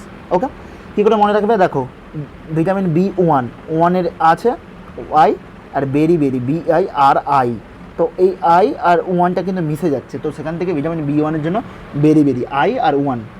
ঠিক আছে, ভিটামিন B2টা হচ্ছে রাইবোফ্লেভিন। ঠিক, এটা কোথা থেকে পেতে পারি, মানে এর রোগটা কী হয়, ভেরি ইম্পর্ট্যান্ট রোগ যেটা হয় সেটা হলো চিলিওসিস হয়। চিলিওসিস হয় কি, আমাদের যে মাউথ আছে, মুখ আছে, তো মুখের যে অ্যাঙ্গেল অফ মাউথ, যেখান থেকে লালাটা মিশ্রণ হয়ে মুখের মধ্যে জমা থাকে, ঠিক আছে, ওখানে চিলিওসিস হয়। ঠিক আছে, লিপস এবং মাউথের মাঝখানে এই গ্যাপটা রয়েছে ওইটা। ওকে, আর বিভিন্ন প্রকার ডাইজেস্টিভ ডিসঅর্ডার হতে পারে, বার্নিং সেন্সেশন, স্কিনটা জ্বালা করতে পারে। তো vitamin B12, mainly vitamin B12 deficiency যেটা হয় সেটা হলো চিলিওসিস। ওকে, চলো এবার ভিটামিন B6, এটাকে পিরিডক্সিন বলে, এর অভাবে কি হয়, কনভলিউশন বলতে পারো, নয়তো না বললে কোনো যায় আসে না। ভিটামিন B6টা অতটা ইম্পর্টেন্ট না, আমি ক্রস করে দিচ্ছি। চলো, ভিটামিন B12টা ভেরি ইম্পর্টেন্ট স্যার, কেন, কারণ এটা তোমরা বায়োলজিতে পড়ে এসেছো। ভিটামিন B12-এর ডেফিনেশন বলে কী হয়, মনে করে দেখো, ভিটামিন B12-এর ডেফিনেশনে বলে কী হয় না, মনে করে দেখো ভিটামিন B12। ঠিক আছে, আমি রিকল করাই। চলো, কী ছিল না, 3টে গ্যাস্ট্রিক গ্ল্যান্ড ছিল, কী কী স্যার, প্যারাইটাল, অক্সিনটিক এবং চিপসিল ছিল। ঠিক, তো প্যারাইটাল বা অক্সিনটিক গাছ থেকে কী হয়, HCl রিলিজ হয়। এই HCl-এর কাজ কি না, ওখান থেকে আরেকটা জিনিস রিলিজ হয়, ইন্ট্রিনসিক ফ্যাক্টর। ঠিক আছে, প্যারাইটাল বা অক্সিনটিক সেলের কথা বলছি, আরেকটা ছিল পেপটিক বা চিপ সেল, একটা মিউকাস সেল ছিল। এই যে HCl বা ইন্ট্রিনসিক ফ্যাক্টর রিলিজ হচ্ছে from the parietal cell or the chief cell, আমাদের যে পাকস্থলীর গ্যাস্ট্রিক গ্ল্যান্ড থেকে এই ইন্ট্রিনসিক ফ্যাক্টর রিলিজ হচ্ছে, এর কাজ কি না, ভিটামিন B12-কে শোষণের কাজে লাগে। ওই জন্য বললাম না, ভিটামিন B12 বডির মধ্যে শোষণ থাকে, সিগ্রেশন হয় না, অ্যাবজর্পশনে হেল্প করে। ঠিক আছে, আচ্ছা, এবারে কী হবে না, যদি কোনো কারণে প্যারাইটাল সেল ড্যামেজ হয়ে যায়, তাহলে ইন্ট্রিনসিক ফ্যাক্টর রিলিজ হবে না, তাহলে ভিটামিন B12 কী হবে না ভিটামিন B12 রিলিজ হবে না, অ্যাবজর্পশন হবে না। তো ভিটামিন B12 যদি অ্যাবজর্পশন না হয় তাহলে সেখান থেকে কিন্তু আরবিসি ফর্মেশন হবে না, আরবিসি তৈরি হবে না। তাহলে বডির মধ্যে আরবিসি কমে যাবে, হিমোগ্লোবিন কমে যাবে, যেটাকে কী বলে, অ্যানিমিয়া বলে। এবং এই অ্যানিমিয়ার একটা স্পেশাল নাম আছে যেটাকে বলা হয় পার্নিসিয়াস অ্যানিমিয়া, যেটাকে বলা হয় পার্নিসিয়াস অ্যানিমিয়া হবে। সেই জন্য ভিটামিন B12 যদি অ্যাবজর্পশন না হয় তাহলে আরবিসি তৈরি হবে না, আরবিসি যদি তৈরি না হয় তাহলে কী হবে, পার্নিসিয়াস অ্যানিমিয়া হবে, আরবিসি ডেফিসিয়েন্ট হবে ইন হিমোগ্লোবিন। মনে থাকবে তো? এই কোশ্চেনটাই নিট 2020-তে দিয়েছিল, তাহলে যেটা তোমরা কিন্তু বায়োলজি নলেজ থেকে পেরে যেতে। সরি নিট 2021-এ দিয়েছিল, এবছর দিয়েছিল। ঠিক আছে, চালিয়ে ভিটামিন সি দেখো, এর রাসায়নিক নাম কি, অ্যাসকর্বিক অ্যাসিড। বাচ্চাবেলা থেকে পড়ে আসছো। এটা কোথায় পাই, আমলকিতে পাই, সাইট্রাস ফ্রুটের মধ্যে পার্টিকুলারলি আমলকি যে আমলাতে পাওয়া যায়। এটা অনেকবার ভিটামিন সি এর সোর্সটা পড়েছে, ইম্পর্টেন্ট আছে। ভিটামিন সি কোথায় পাই, আমলাতে পাই। ওকে নাও, এর ফলে কী হয়, স্কারবি হয় না, গামস ব্লিডিং, রক্ত বেরোবে গাম থেকে, স্কারবি হয় ভিটামিন সি এর ফলে। আচ্ছা, ভিটামিন ডি হয় কোথা থেকে আমরা পেতে পারি, এর সোর্সটাও পড়েছে, ইম্পর্টেন্ট। মেনলি কোথা থেকে পাই না, অনেক বৃদ্ধ লোক দেখবে সানলাইটে বা সূর্যালোকে বসে থাকে। কেন? কারণ কেউ যদি অনেকক্ষণ ধরে সূর্যালোকে বা সানলাইটে বসে থাকে তো তার সংস্পর্শে ভিটামিন ডি তৈরি হয়। সেই জন্য ভিটামিন ডির অভাবে কী হয়, ভেরি ইম্পর্টেন্ট পরে রিকেজ রোগ হয়। রিকেজ রোগের ক্ষেত্রে কী হয় না, বোন বাচ্চাদের যে রয়েছে, বাচ্চাদের যে হাড় রয়েছে সেটা আস্তে আস্তে মেকে যায়। এবং বড়োদের কী হয় না, অস্টিওম্যালেসিয়া হয়। তাদের ক্ষেত্রেও জয়েন্ট যে রয়েছে, দুটো অস্থির যে সংযোগস্থল, হাড়ারে যে রয়েছে, অস্থিয়া রয়েছে, ওগুলো আস্তে আস্তে বেঁকে যায়। তো ভিটামিন ডিটা কিন্তু আমি অলরেডি হরমোন চ্যাপ্টারে বলেছিলাম, তো এটা ইম্পর্টেন্ট আছে, ফিউচার কোশ্চেন আসতে চলেছে। ভিটামিন ডির অভাবে কী কী হয়, একটা হলো রিকেট আর একটা অস্টিওম্যালেসিয়া। রিকেট হয় বাচ্চাদের, এটা মনে রাখবে, BR again Ramesh Bera, R for rickets, B for বাচ্চাদের। ওকে, আর অস্টিওম্যালেসিয়া হলো যেটা বড়োদের হয়, অ্যাডাল্টের হয়। সেক্ষেত্রে কি একই ওই প্রবলেম হবে, বোনের প্রবলেমে হাড় বেঁকে যাবে, ঠিক করে দাঁড়াতে পারবে না, কুঁজো হয়ে থাকবে। সোর্সটা ভেরি ইম্পর্টেন্ট ভিটামিন ডি এর। ভিটামিন সিটা তো পারবেই, আমলা, citrus fruit, scurvy. Vitamin B12 এসে গেছে, ভিটামিন B6 অতটা ইম্পর্টেন্ট না, ভিটামিন B1, B2, A2 আশা করি এটা মনে থাকবে। ওকে, আচ্ছা ভিটামিন ই এর নাম কি, হ্যাঁ ভিটামিন ইটা মেনলি কী কাজ করে, এটা হচ্ছে মাস্কুলার উইকনেস। আমাদের ভিটামিন ইর অভাবে হলে আমাদের পেশিটা দুর্বল মনে হয়, ঠিক। আর ভিটামিন কে এর অভাবে কী হয় না, ভিটামিন কেটা সবুজ, সবগুলোই ওই গ্রিন ভেজিটেবল থেকে পাবো, সবুজ। এর ফলে কী হয় না, ভিটামিন কে এর ফলে ব্লাড ক্লটিং টাইম বাড়বে। এটা একটু ইম্পর্টেন্ট আছে, এটা মনে রাখবে যে ভিটামিন কে এর ফলে কী হয় না, রক্ত তঞ্চনের টাইমটা বেড়ে যায়। ঠিক আছে, ভিটামিন কেটা পরে পড়বে যে ফ্যাক্টরগুলো আছে, সেই ফ্যাক্টরগুলোকে রেগুলেট করে, সেই জন্য। ঠিক আছে, তো সেই জন্য ক্লটিং টাইম বাড়ে। আর ভিটামিন ই এর অভাবে কী হয় না, মাসেলগুলো আস্তে আস্তে উইকনেস শুরু হতে থাকে। ঠিক আছে, অভাবজনিত রোগ লক্ষণগুলো পড়ে রাখবে, ম্যাচ দ্য কলমে আসতে পারে। আচ্ছা, এবার চলো লাস্ট টপিক, সেটা হলো নিউক্লিক অ্যাসিড। হয়ে গেলে আমাদের শেষ। ঠিক আছে, আচ্ছা আমি তোমাদের MBI পড়াইনি, মলিকুলার বেসিস অফ ইনহেরিটেন্স, ওটা পড়িয়ে দিলে নিউক্লিক অ্যাসিডটা আমি আর বলতাম না, কিন্তু যেহেতু পড়াইনি তাহলে আমাকে একটু বলতে হবে। কেমন, একটুখানি বলে দিই না, এটা পড়িয়ে দিলে আমি সেখানে এত ডিটেলস হবে, তার সামনে এটা পুরো একদম 100-র মধ্যে 100% না। তবু দেখে রাখো, নিউক্লিক অ্যাসিড কি না, মেনলি দু ধরনের নিউক্লিক অ্যাসিড আছে, একটা DNA এবং একটা RNA। Deoxy ribo nucleic acid, একটা হচ্ছে রাইবো নিউক্লিক অ্যাসিড রয়েছে, বেসিক জিনিস। আচ্ছা, ওয়াটসন কী করেছিল না, বলেছিলাম ওয়াটসন এবং ক্রিক DNA ডবল হেলিক্স মডেল দিয়েছিল কত সালে, ওই সালটাও তোমরা আমি বলবে। আমি এবার থেকে যেই ক্লাসগুলো ইউটিউবে নেবো না, তোমাদেরকে প্রত্যেক কোশ্চেন জিজ্ঞাসা করবো, দেখবো যে আমার ক্লাসটা পুরোপুরি কমপ্লিট করছে কি না। ঠিক আছে, তো ওয়াটসন ক্রিক কত সালে করেছিল, তাহলে একটা ভালো ইন্টারাকশান থাকবে, কত সালে দিয়েছিল ওটা। ঠিক আছে, আচ্ছা নিউক্লিক অ্যাসিডের মধ্যে কী আছে না, নিউক্লিক অ্যাসিডের যে ফর্মুলাটা বারবার যেটা বলে থাকি আমি, নিউক্লিক অ্যাসিড হচ্ছে এর মনোমার কি, নিউক্লিওটাইড। এই কনসেপ্ট ক্লিয়ার করবে, আমি MBA যথেষ্ট ডিটেলসে বলবো। নিউক্লিওটাইড কী দিয়ে তৈরি হয় স্যার, নিউক্লিওসাইড, আর হচ্ছে তোমার কী দিয়ে তৈরি, ফসফেট বা ফসফরিক অ্যাসিড গ্রুপ থাকে। নিউক্লিওসাইডের মধ্যে কী থাকে স্যার, নাইট্রোজেন বেস, আর থাকে কি, সুগার থাকে। ঠিক আছে, নাইট্রোজেন বেসের মধ্যে কী কী থাকে স্যার না, দুটো থাকে, একটা হচ্ছে পিউরিন, যেটা থাকে অ্যাডেনিন, গুয়ানিন, আর একটা থাকে পিরিমিডিন, যেটা হলো থাইমিন, সাইটোসিন, ইউরাসিল। ওকে, ইউরাসিলটা এক্সক্লুসিভলি থাকে ফর RNA-তে, থাইমিনের পরিবর্তে থাকে, বাদ বাকি সবগুলো এজি টিসি দুটোই তোমার, এজিটা পিউরিনটা দুটো ক্ষেত্রেই থাকে, ডিএনএ আরএনএ। পিরিমিডের মধ্যে থাইমিন সাইটোসিন ডিএনএ থাকে, আরএনএতে থাইমিনের পরেতে ইউরাসিল থাকে, বারবার বলতে থাকো। তো এইভাবে একটা নিউক্লিক অ্যাসিড তৈরি হয়, নিউক্লিওটাইডগুলো পরপর জুড়ে গিয়ে নিউক্লিক অ্যাসিড তৈরি হয়, ডিএনএ আর আরএনএ। নিউক্লিওটাইড কী দিয়ে তৈরি হচ্ছে? নিউক্লিওসাইড এবং ফসফরিক অ্যাসিড। নিউক্লিওসাইডটাই তৈরি হচ্ছে নাইট্রোজেন বেস সুগার দিয়ে, এটা দিয়ে তৈরি হচ্ছে। তো আমরা তাহলে বেসিক যে যা মেন পয়েন্ট, যে একটা নিউক্লিক অ্যাসিড তৈরি হতে গেলে তাহলে কী লাগছে? তিনটে মেন জিনিস লাগছে ডিএনএ বা আরএনএ তৈরি হতে: নাইট্রোজেন বেস, সুগার, আর লাগছে কি স্যার? না তোমার ফসফরিক অ্যাসিড H3PO4। এটা এটা হচ্ছে মেন। তো সুগার হিসেবে মেনলি যেটা লাগে সেটা হলো দুটো সুগার লাগে, একটা ডিঅক্সিরাইবোজ, একটা রাইবোজ সুগার লাগে।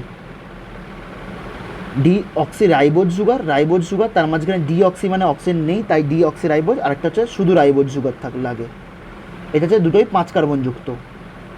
ডিঅক্সিরাইবোজ সুগার থাকে ডিএনএতে, আর রাইবোজ সুগার থাকে আরএনএতে। ঠিক আছে? তো দেখো ওটাই বলছে এখানের মধ্যে ডিএনএতে। দেখো মেনলি ডিএনএ মলিকুলে কী থাকে না, যে সুগারটা থাকে সেটা হলো ডিঅক্সিরাইবোজ সুগার, এবং আরএনএতে যেটা থাকে সেটা হলো রাইবোজ সুগার। স্যার দুটো সুগারের মধ্যে পার্থক্য কি? দেখো রাইবোজ সুগার 5 কার্বন যুক্ত, তাহলে 5টা কার্বন আগে তোমাদেরকে দেখিয়ে দিই। 1 2 3 4, এই 5টা কার্বন হয়ে গেল, তাহলে রাইবোজ সুগার চলে গেল। আচ্ছা স্যার ডি বলছে কেন? কারণ ডি বলেছিলাম প্রত্যেকটা ক্ষেত্রে ডি ইউজ করা হয়, ডি আর তোমার D glucose, D fructose, D RNA, কারণ ওএইচ গ্রুপটা ডান দিকে থাকে সেই জন্য, তাই তো? আচ্ছা বিটা বলছে কেন?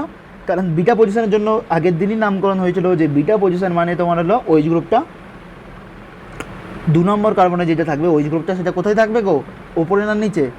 নিচে থাকবে। ঠিক আছে, আগের দিন বলেছিলাম তো, দেখো ওএইচ গ্রুপটা নিচে আছে। আচ্ছা এবারে কনসেপ্টটা দেখো, রাইবোজ এবং ডিঅক্সিরাইবোজ। তো রাইবোজ সুগারের ক্ষেত্রে কী হবে না, 2 নম্বর কার্বনে যে ওএইচ গ্রুপটা আছে ওটা তো নিচে আছে, তাই তো বিটা। আর ডি রাইবোজ তো বটেই, সবগুলোই ডি রাইবোজ হবে। ওকে দেখো দেখো তো এখানে ওএইচ গ্রুপটা যে 2 নম্বর আছে ওইচ আছে, আর ডিঅক্সিরাইবোজ, ডিঅক্সি মানেই বলছে ডিঅক্সি মানে একটা অক্সিজেন পালিয়ে গেছে। তো 2 নম্বর কার্বনে দেখো, 2 নম্বর কার্বনে দেখো ডিএনএর ক্ষেত্রে যে 2 নম্বর কার্বন আছে ওখানে দেখো তোমার এইচ আছে শুধু, তো সেই জন্য সেটা ডিঅক্সিরাইবোজ। তো এটা হচ্ছে মেন পার্থক্য। তো এটাই নিট 2016 কোশ্চেন দিয়েছিল, কীভাবে তুমি ডিএনএ রাইবোজ সুগার এবং আরএনএ রাইবোজ সুগারটা চিনবে। তো মেন কীভাবে চিনবো না, ডিএনএর ক্ষেত্রে 2 নম্বর পজিশনে 2 নম্বর কার্বনে অক্সিজেন থাকবে না, ডিঅক্সি তো ডি মানে অক্সিজেন চলে গেছে। আর আরএনএতে 2 নম্বর কার্বনে ওএইচ থাকবে, এই অক্সিজেনটা থাকবে, আর এখানে শুধু এইচ থাকবে। কেমন? তো আশা করি বুঝতে পারলাম। চলো নেক্সট পয়েন্ট। আচ্ছা ওই যে বললাম 4টে বেস কী কী sir? Adenine, guanine, thymine, cytosine. এইটা আরএনএর মধ্যে কী থাকে? এক্সেপ্ট বলেছিলাম ইউরাসিল থাকে। ওকে অর্থাৎ স্ট্রাকচারগুলো দেখে নাও। অ্যাডেনিন অলওয়েজ মনে রাখবে, অ্যাডেনিন হলো 2টো রিং কম্পাউন্ড। পিউরিন হলো, আচ্ছা এটা বলা হয়নি, স্ট্রাকচার কী করে চিনবে শর্টকাটে দেখো। পিউরিন হলো 2 রিং কম্পাউন্ড, 2টো রিং থাকবে এর মধ্যে, 2 রিং কম্পাউন্ড। ওকে 2টো রিং থাকবে, তাহলে পিউরিন, অ্যাডেনিন, গুয়ানিন মানে দেখো একটা রিং 2টো রিং, একটা রিং একটা রিং 2টো রিং। আর ঠিক আছে, তাহলে শর্টকাটে চিনতে পারলে 2টো রিং থাকলে এটা পিউরিন পড়ে যাচ্ছে, তাহলে অ্যাডেনিন গুয়ানিনের মধ্যে এবার সিলেক্ট করতে হবে কোনটা হবে। আচ্ছা থাইমিন, সাইটোসিন, ইউরাসিল এরা সবসময় একটা সিঙ্গেল রিং দিয়ে তৈরি হবে। ওকে পিরিমিডিন হলো একটা সিঙ্গেল রিং দিয়ে তৈরি হবে।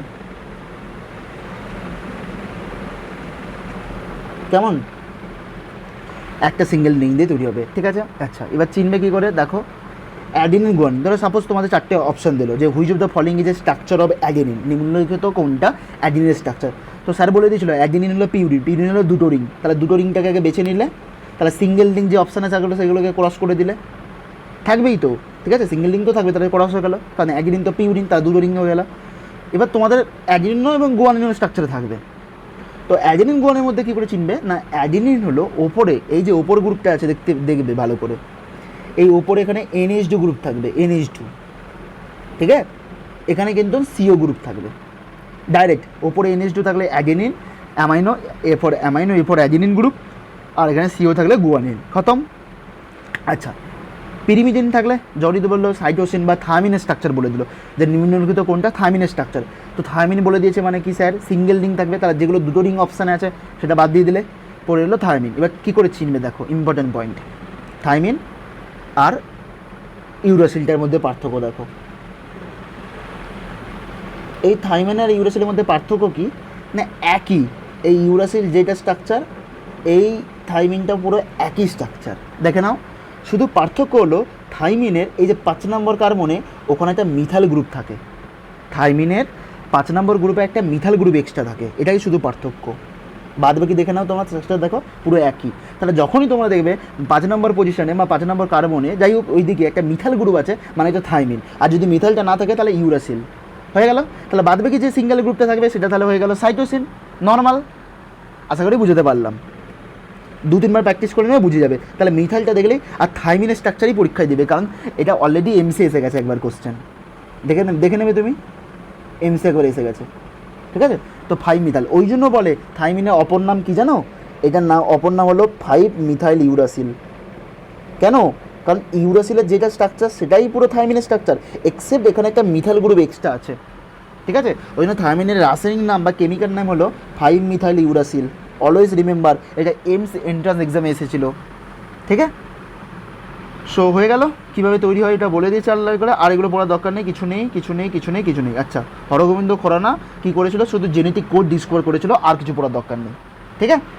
জেনেটিক কোড আবিষ্কার করেছিল, যা কোশ্চেন আশা করি কালকের ক্লাস আজকের ক্লাস এই 1 থেকে 2 ঘন্টায়, আজকে 1 ঘন্টা আর কালকের ক্লাস থেকে 1 থেকে 1.5 ঘন্টা নিয়েছিলাম, পুরো একটা কোশ্চেন তৈরি। দেখো টাইম না দিলে ভালো করে হবে না, ঠিক আছে, টাইম না দিলে ভালো করে হবে না, ভালোভাবে করতে হবে, ঠিক আছে। আচ্ছা স্যার, আপনি কেন ডাইনিউক্লিওটাইড এই তৈরিগুলো বলেননি কেন, কারণ এগুলো এমবিআই আমি ডিটেলসে বলবো, যথেষ্ট ডিটেলসে বলবো, যে কীভাবে নাইট্রোজেন বেস অ্যাডেনিন সুগার পরস্পর জুড়ছে ফসফোডাইএস্টের মাধ্যমে। শুধু এইটা বলে রাখো বন্ধনটা কী হয়, বলেছিলাম ডিএনএ বা আরএনএতে কী দেখতে পাচ্ছে, ফসফোডাইএস্টের বন্ধন, এই বন্ধনটাই চাইতে পারে।